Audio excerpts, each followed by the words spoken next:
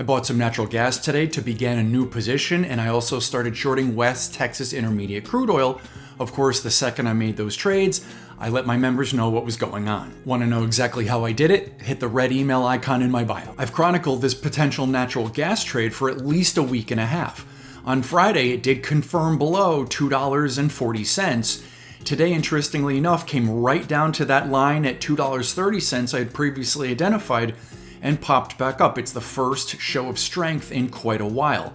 To see more strength, I want to see a breakout above $2.40, but it's absolutely possible that prices continue to fall. I used about 2% of my total portfolio to start this position. If it comes down more, I'll buy more maybe. This is not investment advice, and if you don't know me, I'm John Crocker, professional investor, proud American, cigar lover, and owner of Crocker Capital, LLC. I started shorting West Texas Intermediate crude oil today.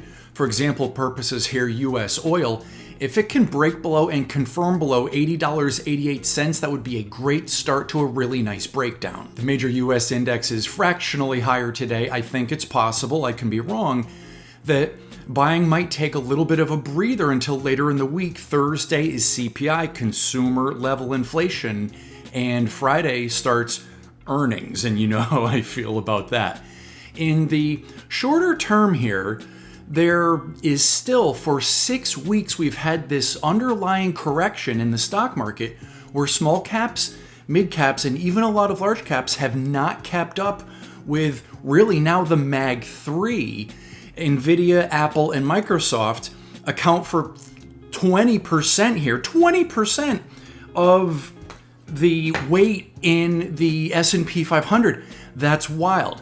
So a little bit of patience maybe here in the short to immediate term, but medium term and longer term, all my research still saying that stocks could absolutely be higher by the end of the year. So generally, I want to stay in. I want to stay invested. Got questions? You know what to do. After a little run up, Chinese stocks weak again. For example purposes here, the FXI back below what I believe is that important $26.26 level.